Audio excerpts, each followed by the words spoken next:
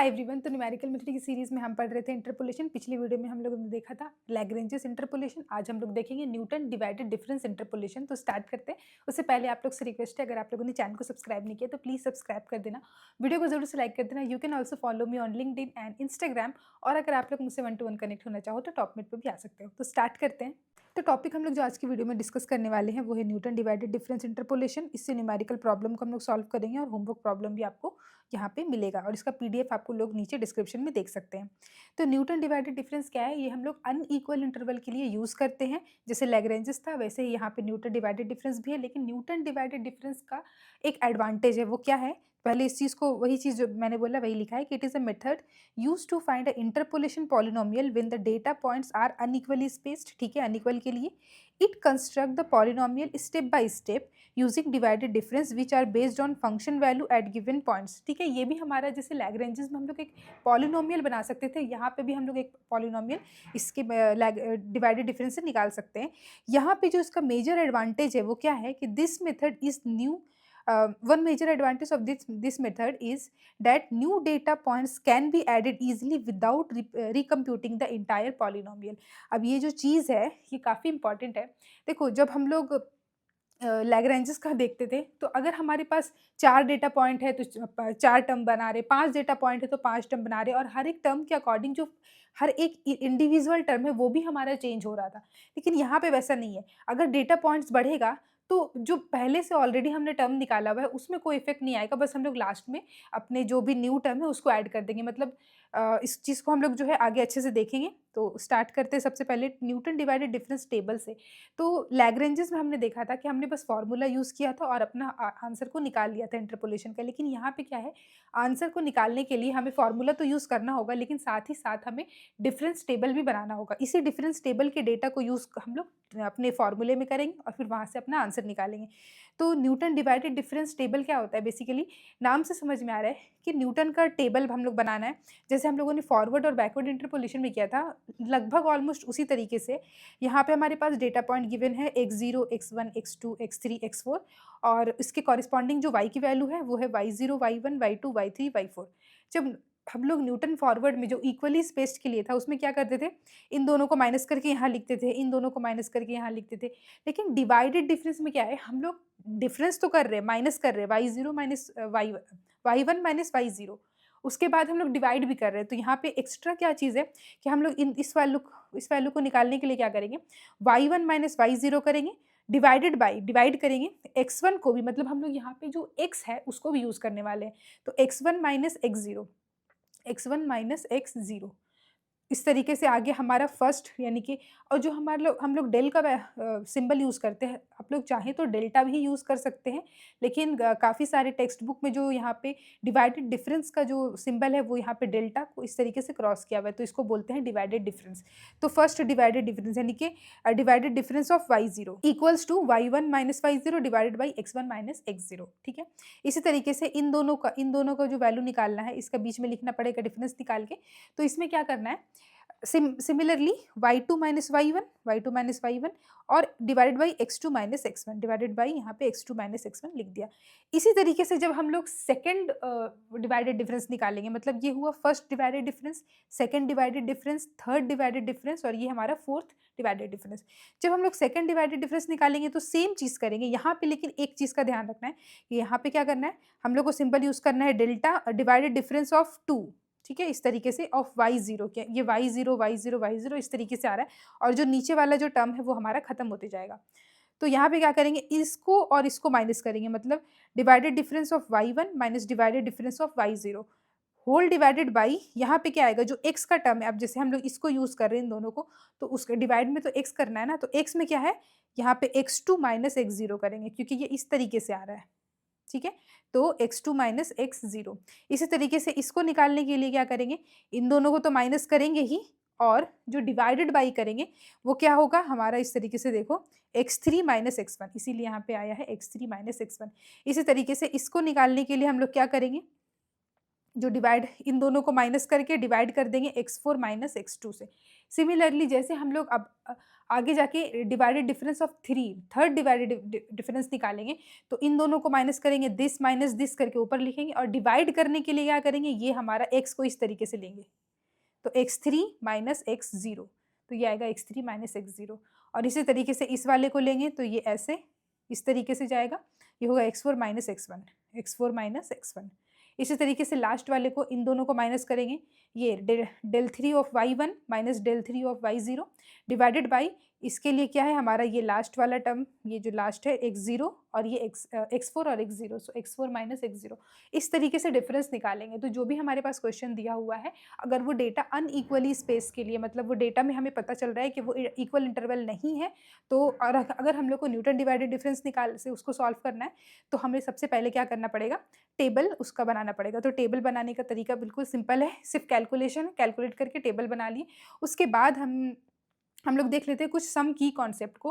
की कॉन्सेप्ट क्या है, बेसिकली हम लोग देखेंगे कि किसको किस तरीके से डिनोट करते हैं। मतलब फॉर एग्जांपल जैसे मैंने बोला कि यहाँ पे हम लोग डिनोट कर रहे हैं डेल्टा ऑफ वाई, इस डेल्टा ऑफ वाई को बोलते हैं डिवाइडेड डिफरेंस ऑफ वाई। मतलब divided difference of y, second divided difference of y, third divided difference of y, इसको रिप्रेजेंट करने का और भी बहुत सारे तरीके होते हैं। तो एक तो ये तरीका है, और एक दूसरा फेमस जो तरीका है उसको हम लोग यहाँ पे देख रहे हैं। If x0 y0 x1 y1 x2 y2 be given points, the first divided difference for x0 और x1 is defined by। First divided difference हमने क्या बोला, ये फर्स्ट डिवाइडेड डिफरेंस है, ये सारे पॉइंट्स दिए हुए हैं, तो first divided difference delta of y इस तरीके से लिखना है। तो इसको और एक तरीके से रिप्रेजेंट करने का जो तरीका है वो है, हम लोग इस तरीके से बिग ब्रैकेट में लिखेंगे x0 और x1। अगर बिग ब्रैकेट में यहाँ पे अगर कहीं पर इस तरीके से दिया रहेगा, तो इसको ऐसा नहीं समझना है कि वो बस एक कुछ डेटा पॉइंट्स है। तो डिवाइडेड डिफरेंस में वो चीज़ नहीं होता है। अगर बिग ब्रैकेट के अंदर x0 x1 लिखा हुआ है, मतलब यहाँ पे क्या है कि ये हमारा फर्स्ट डिवाइडेड डिफरेंस है, क्योंकि 2 पॉइंट है तो फर्स्ट डिवाइडेड डिफरेंस। तो इसका इक्वल टू क्या होगा, इक्वल टू होता है हमारा डेल्टा ऑफ y0, और डेल्टा ऑफ y0 क्या है हमारा, यही चीज़ है ना। ये डेल्टा ऑफ y0 क्या है हमारा, यही चीज़ है, ठीक है। इसको हम लोग इसके लिखते हैं, इक्वल टू वैल्यू हमारा ये आता है, और इसको इस तरीके से भी रिप्रेजेंट करते हैं। सिमिलरली x0 x1 तो हो गया, लेकिन अगर x1 x2 रहा, x1 x2 मतलब इन दोनों का, इन दोनों के लिए, तो इन दोनों के लिए हम लोग देख रहे हैं, हमने क्या निकाला, डेल्टा ऑफ y1, और इसकी वैल्यू हमारी ये आ रही है। तो वही चीज़ हमने लिखा x1 और x2 के लिए ये वाली वैल्यू, और ये डेल्टा ऑफ y1। तो अगर ये चीज़ है तो इसको इस तरीके से लिख सकते हैं, इस तरीके से लिख सकते हैं, और इस तरीके से भी इसको लिख सकते हैं, वैल्यू हमारा सेम ही आएगा। तो ये तो हो गया हमारा फर्स्ट डिवाइडेड डिफरेंस, ये भी था, ये जो हमारा था फर्स्ट डिवाइडेड डिफरेंस, ये भी इसमें जितने भी वैल्यूज है सारे फर्स्ट डिवाइडेड डिफरेंस है, ठीक है। अब सेकंड डिवाइडेड डिफरेंस को अगर हमें रिप्रेजेंट करना हो, तो हमने देखा कि जो सेकंड डिवाइडेड डिफरेंस है उसमें हम लोग डिवाइड कर रहे हैं x2 और x1 को, मतलब कुछ इस तरीके से ऐसे, ठीक है ना।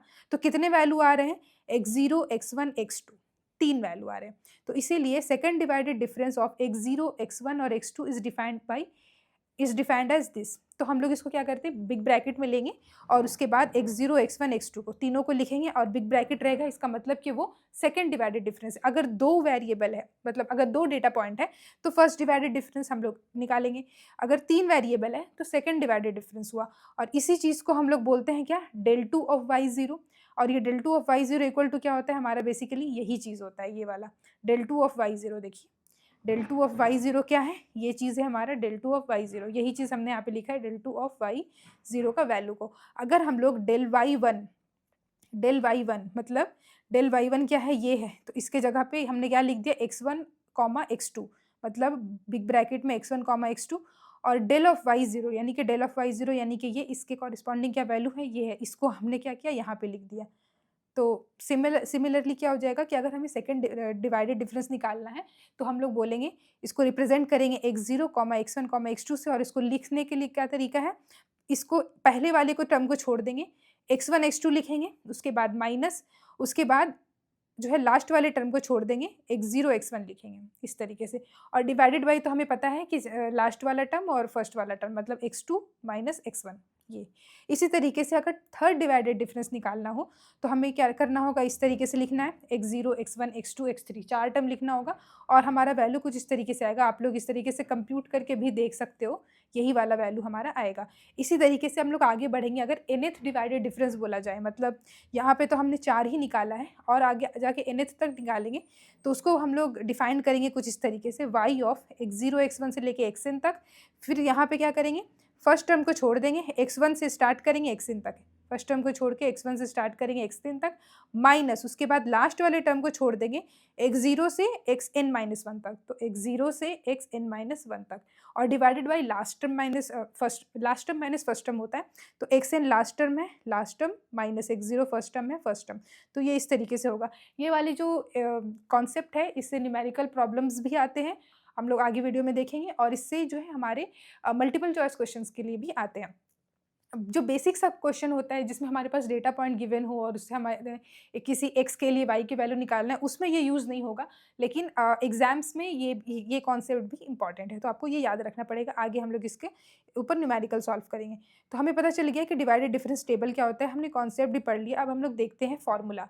तो न्यूटन डिवाइडेड डिफरेंस का जो फॉर्मूला है वो हमारा कुछ इस तरीके से होता है, y equal to f of x, y zero यहाँ पे plus x minus x zero divided difference of y0 plus x minus x zero x minus x1 del two y0 plus x minus x zero x minus x1 x minus x2 del 3y0, और इसी तरीके से यहाँ पे 4 term. यहाँ पे क्या है, यहाँ पे एक भी ब्रैकेट नहीं, यहाँ पे 0 ब्रैकेट है, ठीक है, x का कोई भी टर्म नहीं है। फिर यहाँ से स्टार्ट हुआ x माइनस एक्स जीरो से, यहाँ पे x माइनस एक्स जीरो एक term, x minus x zero x minus x1 यहाँ पे 2 टर्म आया। इसी तरीके से आगे बढ़ेंगे 3 term, x minus x zero x minus x1 x minus x2, उसके बाद बढ़ेंगे तो यहाँ पे 4 टर्म है, 1 2 3 और ये 4।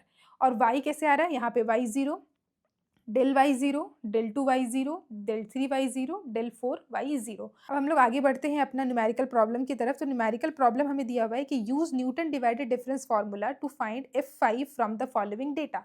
हमारे पास डेटा टेबल दिए हुए हैं जिसमें हमारे पास x0 x1 x2 x3 x4 और x5 तक हमारे पास वैल्यू दी हुई है, और उससे कॉरिस्पॉन्डिंग y की वैल्यू यानी कि f ऑफ x की वैल्यू दी हुई है। f ऑफ 5 हमें फाइंड आउट करना है। सिंपल से हमें क्या करेंगे, सबसे पहले टेबल बनाएंगे। हमें हमारे पास एक्स वाई दोनों दिया हुआ है, टेबल बनाएंगे। उससे पहले मैं यहाँ पे थोड़ा सा लिख देती हूँ। सो गाइज यहाँ पे मैंने लिखा है कि to obtain f of 5 we have to make divided difference table, we have x equal to 5 divided difference table. अब मैं यहाँ पे टेबल का वो स्ट्रक्चर बनाती हूँ। तो गाइज यहाँ पे मैंने टेबल बना लिया है, एक्स का वैल्यू हमने सारा लिख दिया है और वाई की वैल्यू भी सारी लिख दी, और हमारा जो टेबल बनेगा वो मैक्सिमम कहाँ तक हम लोग डिफरेंस लेके जाएंगे, क्योंकि हमें पता है कि 1 2 3 4 5 और 6 डेटा पॉइंट हमारे पास गिवन है। जो डिफरेंसेस बनेगा, मतलब जो लास्ट जाएगा वो हमारा 5 ही बन सकता है, इसीलिए हमने 1 2 3 4 और 5 अपने कॉलम बना लिए हैं। अब हम लोग को क्या करेंगे, डिवाइड करके यहाँ पे लिखते जाएंगे। तो 26 माइनस 4 डिवाइडेड बाई 2 माइनस 0, तो मैं इसको प्रॉपरली लिख देती हूँ। तो गाइस डिवाइडेड डिफरेंस टेबल मैंने बना लिया है। यहाँ पे बेसिकली सिर्फ कैलकुलेशंस करने थे, कोई कॉन्सेप्ट यहाँ पे यूज़ नहीं करना है, तो मैंने बना लिया पहले से। तो ये देखिए 26 minus 4 divided by 2 minus 0 equal to 11 आ गया। इसी तरीके से 58 माइनस 26 डिवाइडेड बाई 3 माइनस 2, यहाँ पे ये वाला वैल्यू आ गया। इस तरीके से इन दोनों के जहाँ पे क्या है, दोनों के बीच में लिखना है, जैसे न्यूटन फॉरवर्ड में करते थे। 112 माइनस 58 डिवाइडेड बाई 4 माइनस 3, इस तरीके से फर्स्ट फॉरवर्ड डिफरेंस निकल गया। सेकंड फॉरवर्ड डिफरेंस के लिए हमारे पास ये दोनों वैल्यू इन दोनों के बीच में लिखना है, ठीक है। तो क्या करना है, 32 माइनस 11 डिवाइडेड बाई ये क्या है 3 और ये है 0, इस तरीके से आ रहा है ना, 3 और 0, तो डिवाइड बाई 3 माइनस 0। इसी तरीके से हमने सारे डिफरेंसेस निकाल लिए। तो टेबल क्या है हमारा बन गया है। अब हम लोग को फॉर्मूला में पुट करना है, तो फॉर्मूला मैं यहाँ पे लिखती हूँ। तो गाइस यहाँ पे अब मैंने फॉर्मूला लिख लिया है कि now applying Newton divided difference formula. अब हमारे पास हमने देख सकते हैं कि डेल 5 y तक हमारा जो है टेबल बना है, लेकिन जो डेल 4 में ही क्या है हमारा ये 0 0 और ये 0 ही आ गया है। तो हम लोग क्या करेंगे, डेल 3 y तक ये फॉर्मूला को लेके जाएंगे। तो मैंने फॉर्मूला तो 4 तक लिख दिया है, लेकिन क्योंकि ये वाला टर्म हमारा क्या होगा 0 ही हो जाएगा ऑब्वियसली, तो हम लोग फॉर्मूला को आगे यूज़ करेंगे। अगर आपके फॉर्मूला में 0 नहीं है, वैल्यू है, तो आपको आगे लेके जाना पड़ेगा। इसके बाद जो टर्म बनेगा वो बनेगा ये सारा वैल्यू इंटू एक और टर्म बनेगा x minus x4 into del 5 of y0, इस तरीके से दूसरा जो आगे टर्म बनेगा। इसको क्या करते हैं, जो भी हमारे पास अब वैल्यू दिए हुए मतलब जो हमने निकाला है, हमें y0 del y0 del 2y0 सबकी वैल्यू पता है। ये वाली वैल्यू ये है हमारा डेल y0, ये है क्योंकि ये हमारा x0 है, ये x1 है, तो ये हो जाएगा हमारा y0। ये क्या है हमारा डेल डेल y0। ये वाला टर्म क्या है हमारा डेल 2 y0। ये टर्म क्या है हमारा डेल 3 y0। इस तरीके से है हमारा फॉरवर्ड में है। तो ये वाला ये सारे जो वैल्यू है हमारे यूज़ होने वाले हैं, ठीक है। अगर आप लोग चाहो तो ये वाला टेबल्स से भी आप लोग रेफरेंस ले सकते हो। ये है del y0, del 2 y0, del 3 y0, del 4 y0, इस तरीके से जा रहा है। तो हमारे पास जो भी y के टर्म वाले हैं वो हमें पता है। x का वैल्यू हमें पता है क्या है, क्वेश्चन में हमारे पास पूछा है x का वैल्यू 5 के लिए हमें फाइंड आउट करना है, तो x भी हमें पता है। अब x हमें पता है, अब x1 x2 क्या है वो भी हमें पता है। x1 x2 ये है, x1 x2 x3 x4, sorry ये होगा x0 x1 x2 x3 x4 और x5, ये भी हमें पता है। सारे वैल्यूज हमें पता है टेबल से। x की वैल्यू हमें 5 पुट करना है और हम लोग यहाँ पे लिखते हैं। तो इस वैल्यूज़ को मैंने यहाँ पे पुट कर लिया है। जो ये हमारा फर्स्ट टर्म बना, ये जो हमारा है, ये दूसरा टर्म ये बना है, फिर ये हमारा तीसरा टर्म बना है ये वाला, ये हमारा चौथा टर्म बना है ये वाला, ठीक है। और ये जो लास्ट वाला टर्म था ये तो हमारा 0 ही हो गया। इसके बाद आगे का कैलकुलेशन करेंगे तो ये तो हो जाएगा यहाँ पे हमारे पास 4 + 5 × 11 55 प्लस ये हो जाएगा हमारे पास 5 5 7, ये हो जाएगा 105 प्लस ये वाला जो हमारा हो जाएगा ये हो जाएगा आई थिंक 35। ओके नहीं 35 नहीं, ये हो जाएगा हमारे पास आई थिंक 3 है ना, तो 30। ओके अब इसके बाद सबको जो है ऐड कर देंगे। ऐड करने के बाद जो मेरे पास वैल्यू आ रहा है वो आ रहा है मेरे पास 194। तो आई होप यही आंसर आप लोग अभी आ रहा होगा। ओके तो हमने क्या किया, बेसिकली हमारे पास क्वेश्चन दिए हुए थे, टेबल था, हमने डिवाइडेड डिफरेंस टेबल बनाया, एक्स की वैल्यू हमें क्वेश्चन में दी हुई थी। उसके बाद हमने अपना फॉर्मूला को पुट किया और उसके बाद अपना आंसर को निकाल लिया। यहाँ पे बात कर लेते हैं एडवांटेज की कि डिवाइडेड डिफरेंस में क्या एडवांटेज है जो लैग्रेंजेस में नहीं है। तो यहाँ पे देखिए, अगर मान लेते हैं हमारे पास ये जो टेबल दिया हुआ है, ये टेबल, इसमें हम लोग लास्ट में क्या करते एक और वैल्यू को ऐड कर देते। फॉर एग्जाम्पल 10 की वैल्यू भी हमने कुछ ले ली 500, कुछ इस तरीके से। अब क्या है कि सेम टेबल है, एक वैल्यू एक्स्ट्रा दे दिया है और उसके लिए अब हम लोग क्या करना है, एक्स सेम x = 5 के लिए हमें वैल्यू को फाइंड आउट करना है। तो अगर यही सेम, अगर इस चीज़ को अगर लैग्रेंजेस में हम लोग अप्लाई करें तो हमें पता है कि लैग्रेंजेस का, मैं इसको फॉर्मूला भी जाती हूँ। लैग्रेंजेस इंटरपोलेशन फॉर्मूला में क्या करते हैं कि जितने भी टर्म्स होते थे ना, मतलब अगर हमने एक बढ़ा दिया तो जो हमारे पास टर्म बचे, ये वाला टर्म, यहाँ पे भी हमने x - x5 करना पड़ेगा। मतलब ये वाला फर्स्ट टर्म ये भी चेंज होगा, फिर ये दूसरा टर्म ये चेंज होगा, मतलब स्टार्टिंग से कंप्यूट करना पड़ेगा, ठीक है। ऐसा नहीं कि लास्ट में एक टर्म ऐड हो गया तो ये जितना हमने निकाला था उतना ही प्लस एक लास्ट में ऐड कर दिया, ऐसा नहीं होता है। यहाँ पे हर एक टर्म को चेंज करना पड़ेगा। लेकिन न्यूटन डिवाइडेड डिफरेंस में अगर आप फॉर्मूला देखें इसका, यहाँ पे जो हमने फॉर्मूला लिया है, अगर एक लास्ट में एक टर्म बढ़ा भी दिया जाए तो क्या होगा, मतलब स्टार्टिंग से तो वही ये टर्म वैसा ही रहेगा, ये भी वैसा ही, ये सारी चीज़ें वैसे ही रहेगी। बस एक टर्म बढ़ा देने से एक यहाँ पे लास्ट में प्लस करके हमें क्या लिखना पड़ेगा, x - x0, x - x1, x - x2, x - x3, और एक और टर्म जो बढ़ेगा उसके बाद आ जाएगा x - x4 into delta 5 of y0। इस तरीके से हम लोग एक टर्म बढ़ा करके अपना काम कर सकते हैं, पूरा रिकम्प्यूट नहीं करना पड़ेगा। तो that is the advantage of Newton divided difference, जो कि लैग्रेंजेस में नहीं है। उसके बाद आ जाते हैं होमवर्क प्रॉब्लम के पर। तो हमें यहाँ पे दिया हुआ है कि find f of 2 using Newton divided interpolation method having given table. तो ये टेबल हमारे पास दिया हुआ है, सेम करना है। x = 2 के लिए हमें सबसे पहले टेबल बनाना पड़ेगा। टेबल मैंने यहाँ पे बना दिया, आप लोग इसको चेक कर लेना, क्रॉस चेक कर लेना। एंड हमने अपना फॉर्मूला अप्लाई किया डिवाइडेड डिफरेंस वाला, पुट किया और अपना आंसर जो है मेरा 4 आ रहा है। आप लोग देख लेना आपका क्या आंसर आ रहा है, ठीक है। तो उसके बाद आप लोग चाहें तो मुझे यहाँ पे फॉलो भी कर सकते हैं। सो गाइस, अगर वीडियो अच्छा लगा तो प्लीज़ वीडियो को लाइक करना, और अगर अभी तक चैनल को सब्सक्राइब नहीं किया तो प्लीज़ चैनल को भी सब्सक्राइब कर देना। You can also follow me on LinkedIn and Instagram, और अगर आप लोग मुझसे 1 to 1 कनेक्ट होना चाहो तो टॉप पेंट पे भी आ सकते हो। Thank you so much guys for watching this video.